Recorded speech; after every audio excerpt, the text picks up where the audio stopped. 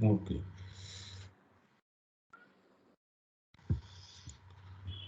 So today I will discuss traditional advanced control strategies. Traditional advanced control strategies basically is a high-level application of PID controllers. We can do a high-level application of PID controller in case of a time delay processes where the time delay in a process is quite high compared to the time of the process. Time constant basically means the dominant time constant of the process. Next is the cascade control. This is a control strategy where we use the PID controllers to control a particular process. Most second is the speed range. Second is the speed range control.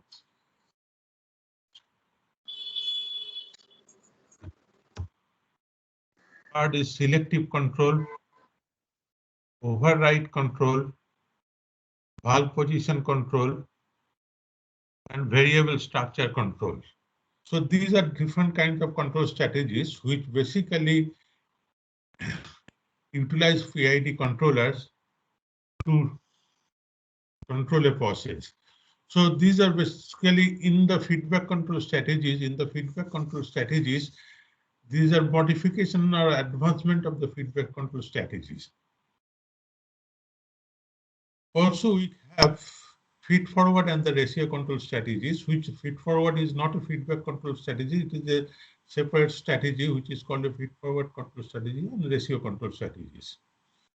So normally these control strategies are basically called the traditional advanced control strategies. I am telling it a traditional advanced control strategies because in 1980s and 90s it was advanced control strategies, but after that with the advent of the computational power and the computer, these are basically considered as a traditional advanced control strategies which can be implemented easily. And the advanced control strategies are nowadays which are based on model predictive control strategies, which uses not only the models, process model, as well as the empirical models using artificial neural network, using fuzzy logic, and nowadays people are using also machine learning and neural network for control system design. So the first advanced control strategy or traditional advanced control strategy we discussed today is the time delay compensator. So the time delay compensator normally used for the processes which are called the time delay processes or date time processes. Now,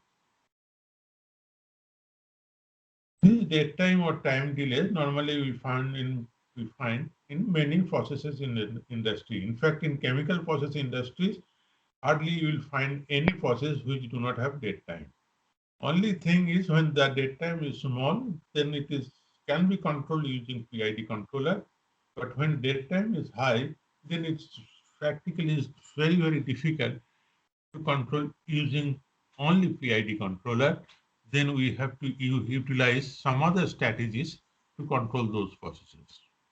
So today basically I will discuss that strategy, how to control a process which have got a large date time. Now, how the date time occurs in a process. So date times are mainly caused by the accumulation of time lags in a number of dynamic systems connected in series. For example, this is a stage process like distillation column, when number of trays or stages are connected. Then if I consider each tray or stage as a first order process, then number of first order processes are connected in series, which gives me a accumulation of time lag, and ultimately it gives me a date time. We can have a transportation lag along pipelines. It's not only the transportation, it's not the long pipelines is that time is creating. Is the problem is like when you are putting a measuring element after a long pipeline from the process, then the dead time will occur. Like if you have a let's say boiler and the temperature you are measuring after certain distance from the boiler, then the dead time will occur.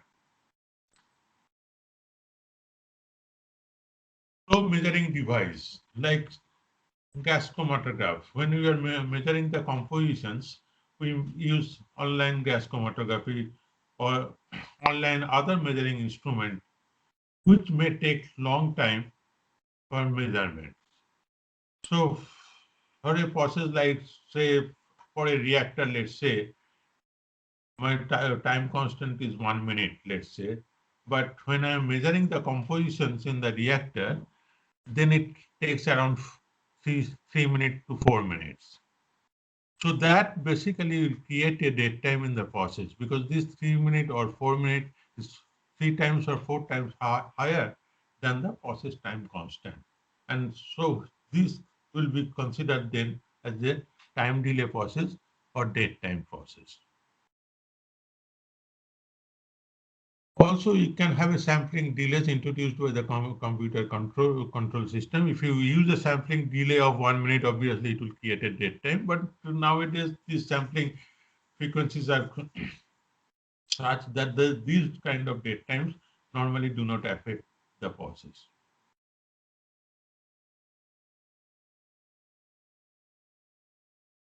The major problem with the time delay process is that that whatever actions basically executed by the manipulated variable, it it will affect the control variable after the process dead time. So that's basically, so this will happen when you have got an input delay to the process. There can be an output delay of the process. So in the process dead time, you can have an input delay, you can have an output delay. So when you have an input delay, then the changes in the manipulated variable will affect the control variable after the process dead time. On the other hand, if you have an output delay, then the controller will get the response after after the time delay because the output is getting delayed because of the output delay associated with the process.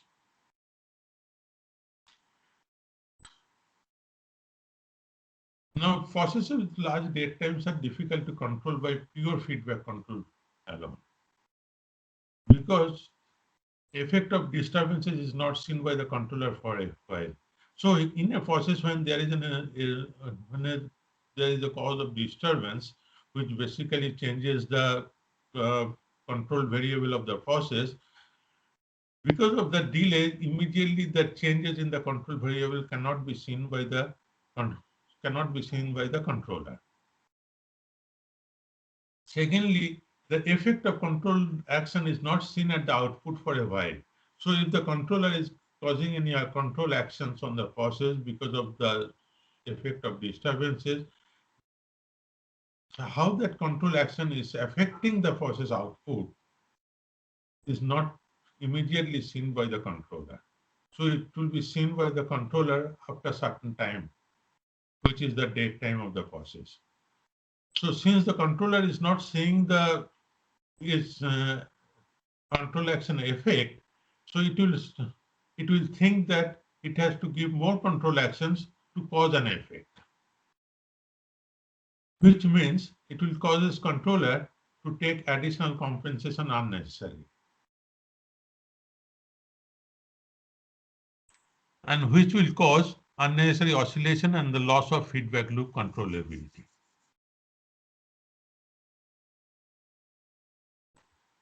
Also, dead times produce a decrease in the system phase and also give rise to the non-rational transfer function of the system. So, and if you have a non-rational transfer function of the system, then it is becoming more difficult to analyze and control.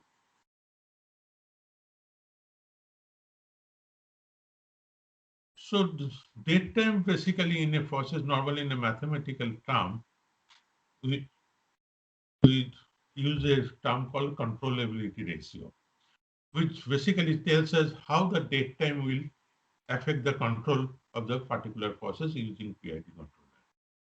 So controllability ratio is defined as theta by tau plus theta, where theta is the date time or time delay and tau is the dominant time constant of the process.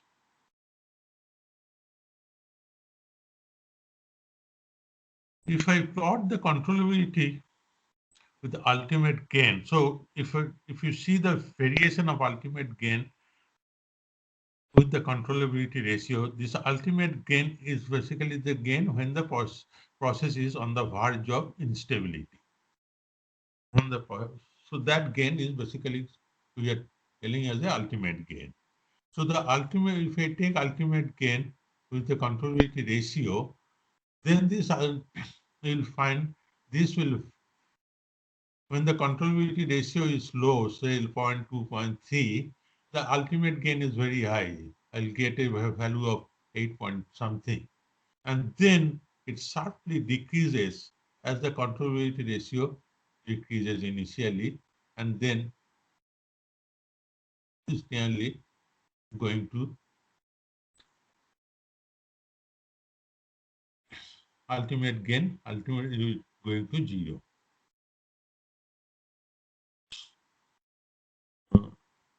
Take the Similarly, so since this ultimate gain is reducing, and normally we design the controller like if you consider the Ziegler-Nichols tuning of PID controller, then the controller gain is basically proportional to the ultimate gain. So as the ultimate gain is reducing, the controller gain will also reduce. And if the controller gain reduces, then the closed loop time constant will also increase. So this basically shows the closed loop time constant of a PID controlled process with the controllability ratio. So as the controllability ratio is low, then the closed loop time constant is low, which means the process dynamics is closed loop process dynamics is pretty fast. We can achieve a fast process closed loop process dynamics. But as the controllability ratio is increasing, then to keep the system stable, the closed loop time constant will reduce. The closed loop time constant will reduce. So this is basically the effect of controllability ratio on the closed loop time constant. Also, the robustness of the controller will also decrease with the controllability ratio. Here, basically, before going to that, we should also know when controllability ratio is 1, obviously, then it's a pure time delay process. And when controllability ratio is 0, then it's a lag dominant process.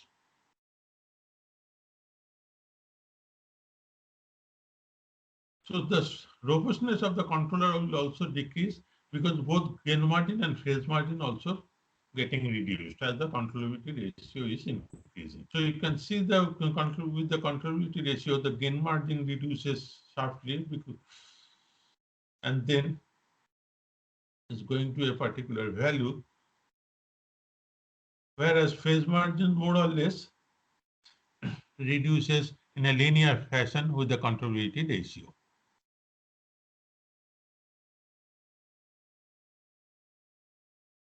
If you look at the output response with the date time, say when initially I tune the controller with 3 seconds, so I have a control response, perfect control response over here for the set point as well as the disturbance. But as if the date time increases for that process, let's say 5 seconds and 7 seconds, from 3 seconds it rises to 5 seconds and the 7 second, then you will see the oscillation in the output response will start increasing. So in the 3 second, you'll find there is overshoot, and then there is an oscillation. And that overshoot will increase as the time delay increases and the oscillation will start increasing. And after some time, if it goes on increase, if the time delay increases further, after some time, the process will become unstable for the same PID controller tuning. So these are basically the effects of dead time on the process, and that's why for a large time delay process, we cannot use a PID controller alone. So the solution is, for this kind of situation, the solution is the predictor-based solution. If you consider the process over here, so this is a GS e to the power minus theta s is the process, and CS is a, let's say, a PID controller I am designing, a conventional PID controller I am designing. So the ideal solution is if I can take the signal before the time delay element and send it to the controller. But in practice, it is not possible because the process may not have this. You do not have the flexibility to get the signal without the time delay. And even if the time delay is caused by the transport delay, then also it may not be possible to put the sensor just after the process. That's why the transport delay is coming into the picture. So the real implementation of this solution is not possible in practice, mainly because the sensor cannot be installed in the desired position, or the process dead time is not caused by the mass transportation. Like for a distillation column, which has, as the number of stages in the distillation column increases, the time delay also will increase. But we do not have any facility to take the measurement to negate that time delay for control purposes. So what we can do is, then in that case, we have to create a model of the process. Then we have to use the model of the process. So the simple solution can be the use of process model without the dead time element. So GS e to the power minus theta s, if I estimate that process using a process model GMS e to the power minus theta ms, and then I use the GMS for control purposes. So the signal from the GMS will be sent to the controller for controlling the process. So this is basically the situation. So I have, so the process is the GS e to the power minus theta s. This is the process. And I have estimated this process model using GMS e to the power minus theta ms. GMS e to the power minus theta ms. And then I take the output, I take one output from here, U from here, and then I put it in the GMS, the process model, and the output of the process model I send to the controller. So if I do that, then in that cases, so I can, so this is basically open loop predictor control system. And the control loop equations, if you write the control loop equations over here, then you can see that in the denominator, that means that in the characteristics equations, the e to the power minus theta s term is not there. So since in the characteristic equation e to the power minus theta s term is not there, which means the controller, when I am designing the controller, then it is not limited by the time delay element of the process. But the major limitations over here, what will happen if there is a process model mismatch, as well as if there is a disturbance in the process. Because in this scheme of things, we are this control scheme will not taking care of the disturbance of this process. So obviously, this open loop predictor based control system may be used for an ideal process, but in practical process, this cannot be implemented. So the practical implementations can be based on these. So here what we are basically doing is we take the process model. This is basically the process model, and this is the process output. And from the process model, from the process output, I'm subtracting the process model output so that I am getting the result of the disturbances. So I am getting the result of the disturbances as well as now this disturbance with the added with the YAMS. YAMS is basically the only the undelayed process output. So I am adding this disturbance with the undelayed process output and sending it to the controller. Sending it to the controller. So in this case, the disturbance is taken care of. In this case, the disturbance is taken care of. Okay. So when we are doing this, then this has got a practical implementation because now the process disturbances is also taken care of. So in this case, if there is no modeling error or disturbances, the error between the current process output and the model output will be null. That means this EPT will be 0 if there is no disturbance in the system or there is no model error. If there is no model error or disturbance in the system, then this EPS will be 0 or EPT will be 0. Then in that case, the signal controller will receive is this signal only. The signal controller will receive is the undelayed signal caused created by the process model only, which will be basically the open loop ideal predictor based controller.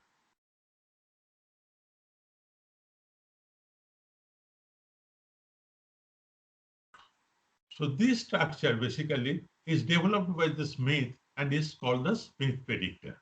So this structure basically developed by the Smith in 1950, and so that's why this is called a Smith predictor or Smith compensator. Now this Smith predictor structure can be converted to a feedback control structure. Like if you remember for the IMC controller, we converted to a IMC PID structure. Similarly, this Smith predictor structure also can be converted to a conventional feedback control structure. So let us see this in the Smith predictor. The element over here, this element over here, if you look at this element, so here the signal is GMS e to the power minus theta ms.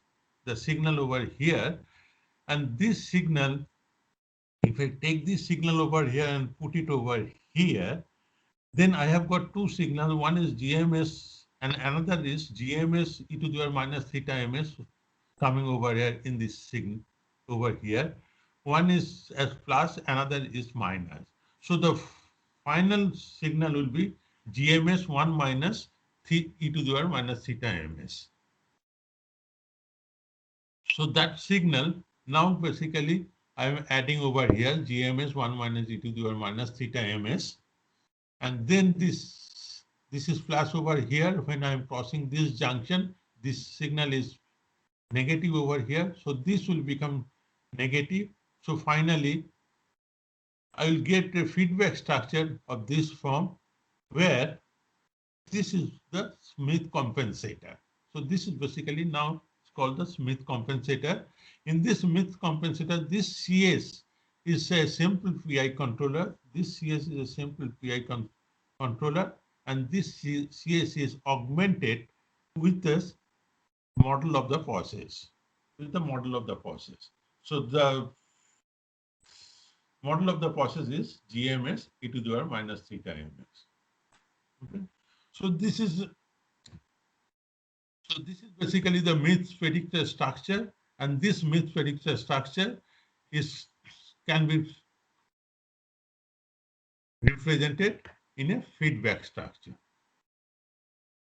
Now, when I represent this in a feedback structure, now I can write the feedback control equation. and the characteristics equation for stability analysis. So the characteristics equation for this will be based on the Smith compensator. The Smith compensator over here, this is the Smith compensator. So the Smith compensator, if I put that as C subscript S, then CS by 1 plus CS into GMS into 1 minus theta ms. So the Smith compensator I can write in this form: CS is equal to CS by 1 plus CS GMS 1 minus e to the power minus theta ms. So the feedback control equations then will be YS will be CSPS 1 plus CSPS YSPS plus 1 by 1 plus CSPS DS. And then the characteristic equation, which is important for control system design and stability analysis, will be based on these: 1 plus CSPS, which CS is CS by 1 plus CS GMS 1 minus e to the power minus theta ms into GS e to the power minus theta s equals to 0.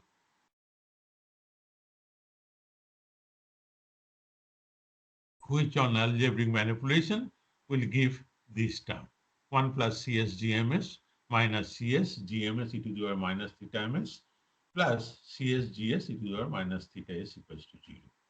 Now, here you can see in this characteristic equations, if the process model and process and the model is same, then it will become characteristic equations of a process without the time delay. 1 plus CS GMS equals to 0, which is basically the characteristic equation for the open loop predictor control equations. So in case of a no mismatch in process model, you will have a 1 plus CS GS equals to 0. And this element will basically contribute the effect of process model mismatch. Contribute to the effect of process model mismatch.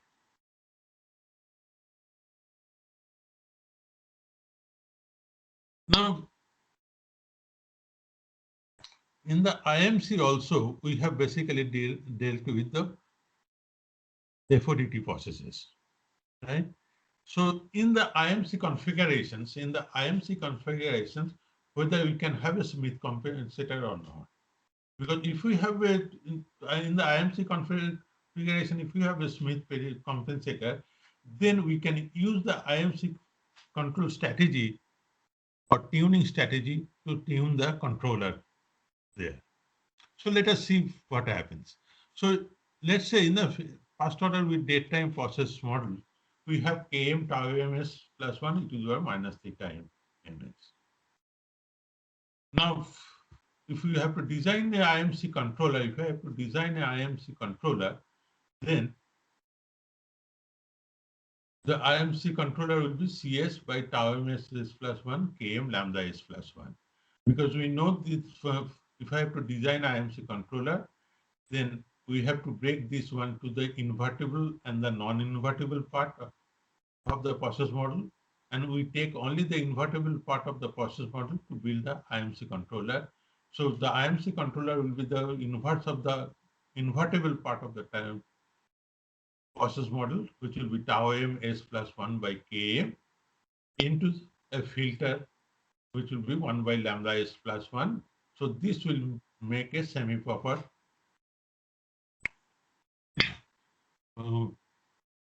transfer function. So once we have this IMC controller, then I can write this IMC controller in the IMC PID form. So IMC PID form will be GCS will be CS by 1 minus CS GCS. So I am in the IMC PID controller form. I will have a GCS will be given by tau ms plus 1. So CS, so this term will be there by 1 minus CS into GMS. So this will, if I write that term, then I will get tau ms plus 1 by Km lambda s plus 1 minus e to the power minus theta ms. So GCS is nothing but US by ES. Now, if I write these equations now, multiplying these two terms, US with Km in within bracket lambda s plus 1 minus e to the power minus theta ms and ES with the tau ms plus 1, then we go on doing the algebraic manipulations. So I divide this tau ms plus 1 here. So I will have Km by tau ms plus 1 into lambda s US plus Km by tau ms plus 1 US minus Km e to the power minus theta ms by tau ms plus 1 into US is equal to US. So this now here, this one is GMS and this one is GMS into e to the power minus theta ms. So this is the process model without the time delay, and this is the process model. So I can write AMS lambda is tau ms plus 1 US plus GMS US minus GMS e to the power minus theta ms US is equal to ES. Now I write US. So now I write US will be ES minus this term, ES minus GMS, 1 minus e to the power theta ms US. And this term will come over here, tau ms plus 1 by Km lambda s. Now, this equation is basically the Smith compensator. This equation is basically the Smith compensator. If you look at the PID block diagram over here, let me go back here. So this is basically your US, this is ES. So US is ES minus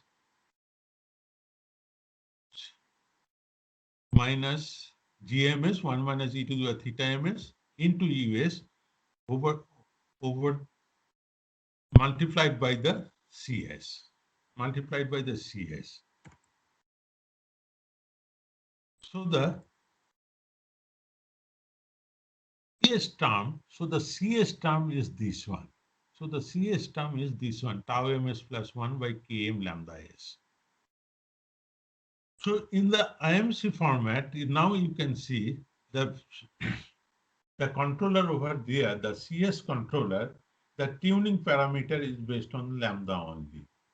So if I vary the parameter lambda, this is basically nothing but a PI controller. This is basically nothing but a PI controller.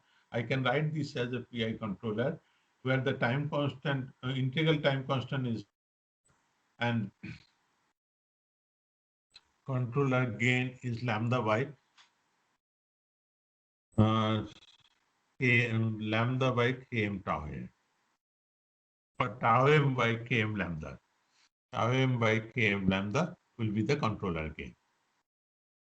So if I write, so the Smith predictor can also be written in the model-based approach. That means in the integral, in the internal model control.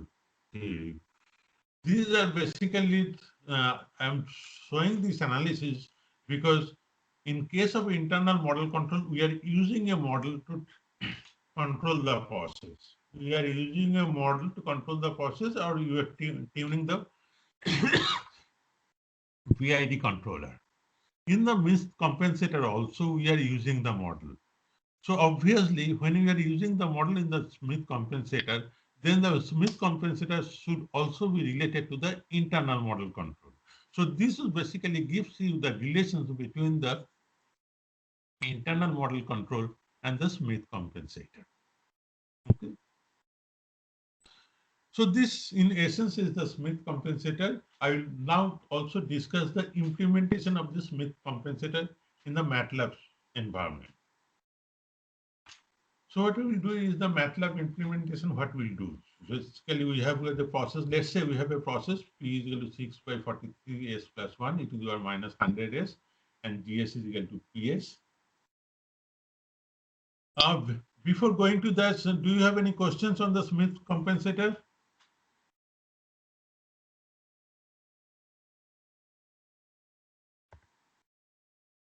Hello. Do you have any questions on the Smith compensator?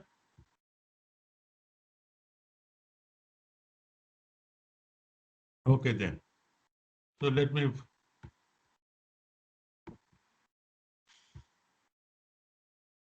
So this is my process, and this is the GS equal to PS, which basically I am telling that my process model, there is no process model mismatch.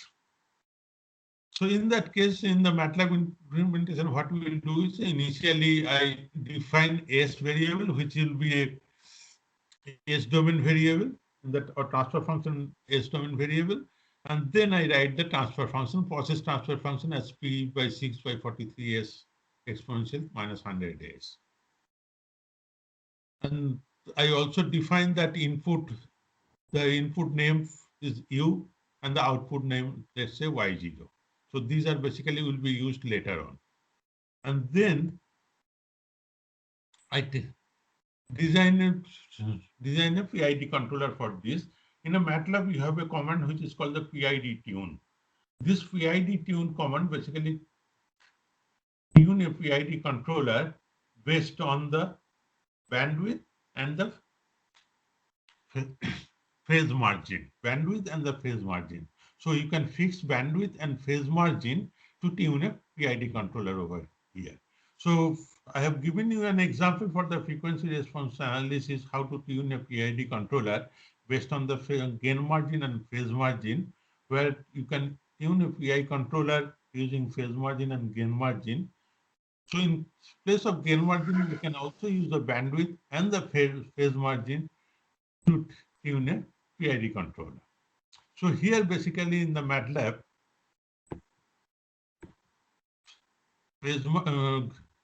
bandwidth and the phase margin is used for tune a PID controller, which is the command is PID tune.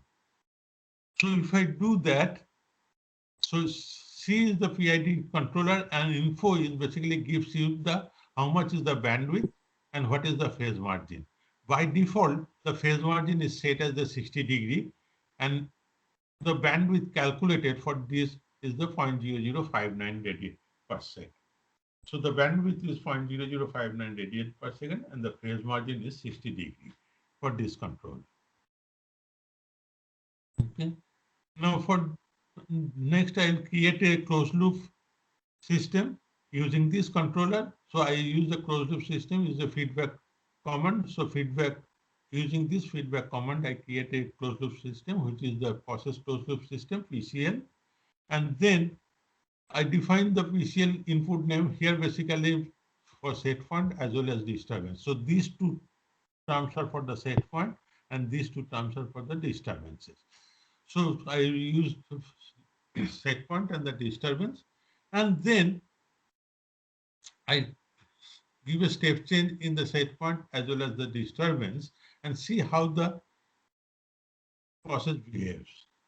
So if I give a step change in the closed loop process, from the set, if I give a step response in the set point, then I will give the process will behave like this, and for disturbance, the process will behave like this.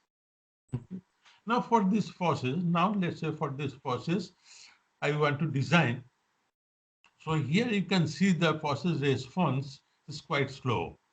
Here basically says last say from 100 it has started and it's ended at around 300. So around 200 seconds is the time taken to reach the first time the ultimate value. So which is basically the response time. So 200 seconds is the response time, which is quite slow compared to the time constant of this process. So we have to design a Smith compensator for this. So for the to design the Smith compensator, we define the process model, prediction model. So since the process model and prediction model are same, so we define a prediction model will be same. So in the prediction model, we first we define the only the process model without the time delay. So this component is the without the time delay, which has got some input is U and the output is YP. Then we also the delay element, which is the which has the input YP. So the output from the GP is the input of the DP, the delay element, and the output is the Y1. Now I develop the process with the Smith predictor. So in there I have got a summation, two summation blocks are there. One summation block is the Y0 minus Y1. Y0 is the output from the process. If I remember, Y0 is the output from the actual process. Y0 is the output from the actual process. So that Y0 and the output from the process model. So Y0 minus Y1 is the output, is the process model. So the error due to the disturbances and the process model mismatch. And the another is the YP plus DP. So this is basically the summation block. So the which will basically gives me the output from the process response, which will go to the controller. Now I can create the process which have got the Smith predictor. So in the Smith predictor, I have got all the elements I have defined already. I have already defined plan or the process. I have defined the process model, GP, DP. I have defined the summation blocks. And I defined that input is the U and the output is the YM. So I create the plan using these elements. Now I again design a PI controller with 60-degree phase margin. So I have defined this process now. On this process, I design a PI controller using same PID tune parameters. In this case, I use plant or the process model with the Smith predictor. PID standard is basically a PID standard, common PID standard, basically create a PID controller given the KP, tau, KP, tau, and tau D. So these are arguments are KP, tau, and tau D. Here I have given PID standard KP and tau. So 1, initially I put 1 value, and then the PID tune changes this from 1 to actual values based on the 60-degree phase margin. So once I create this one, so I give the name as E and input and output name as E and U for the controller. The input will be the error and the output will be the U, manipulated variable. And then I create a closed loop model because I now have the controller. Now I create a closed loop model. For the closed loop model, I have this one summation, which will be the error. So the error I am creating YSP minus YIP minus UI and the other two summation blocks, in the summation blocks also I have taken the disturbance over here. So other two summation blocks also I create, and then I create the closed loop process models where I am connecting all these elements of the blocks. So the process model, the process model, and other controllers, and the other summation blocks. And I am telling that YSP and D are the input to this process block, and the Y is the output. So once I define this, then I also design one. I design using the 90 with the 60. Another I design using not 90. I use using 85 degrees phase margin. So I do the same thing, and I design another controller with 85-degree phase margin, and then I create another process model, closed loop process, which is basically T1 with the 85-degree controller with the 85-degree phase margin. And then I give a step change for these two closed loop processes. One is the T1 and the earlier one. So these are basically with the Smith predictor, and another is the on process with only the PID controller. So if I give a step change, then I will see the responses. Now this one is the PID controller only. So the process with the PID controller with feedback structure. So this is the response with the PID controller that we have seen earlier. Here basically the response time is around 200 seconds. But if I use with the 60-degree phase margin, so if I keep the same 60-degree phase margin and develop a controller with a Smith predictor in the loop, so then in that case, I have got an overshoot. The response, speed of response increases significantly, but I will have an overshoot. So this overshoot, I can dampen this overshoot by increasing the phase margin. So now I increase the phase margin to 85. From 60, I increase the phase margin to 85, and I find this response, which is the speed of response. Speed of response is not so. I'm not compromising with speed of response, but at the same time, I'm damping this. So the speed of the compromise of the speed of response is only this much, but I am damping this overshoot from this value to this value. So the effectively now I tune this using a PID controller with a Smith predictor. I have got a very good control response. So this in essence basically gives you an idea how the process can be controlled efficiently if I use a Smith predictor in place of or Smith compensator in place of only PID controller. Hopefully this is clear to you. Okay, so I'll stop here for the Smith compensator. And if you have any questions, then you can ask. Hello, sir. Yes, please. Sir, can you please post the lectures of the class notes for lecture 7, 8, and 9? This is 9. So 7, 8 I will post today itself. 7 and 8 will Okay, I sir. post here, and the class test will be based on the up to 8. Today's lecture will not be included in the class test. Okay, sir. Okay. So is it clear that this one, this Smith predictor?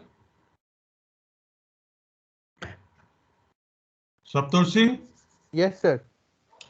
So what I want you to do is over here, in fact, all of you, I have given you the MATLAB code also. So I will post this lecture also so that you can get the MATLAB code.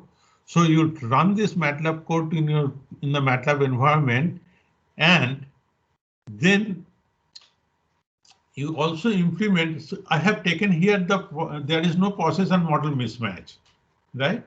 Now, if there is a process model mismatch, let's say there is a 10% error in one case, let's say there are 10% error, in another case in the 20% error in both the estimation of the process gain and the time delay. So you extend this one, you extend this and see how your Smith predictor behaves when there is a process model mismatch. So you take 4 cases. In one case will be the 2 cases will be 10% and 20% process model mismatch in the process gain, and another 2 cases will be 10% and 20% process model mismatch in the time delay. And see how the responses are behaving. Okay, and is there any way to take care of that? Okay, is it clear to you? Yes, sir. So, is there any other questions on this? Otherwise, I will end this class. Okay, thank you very much. Thank you, sir.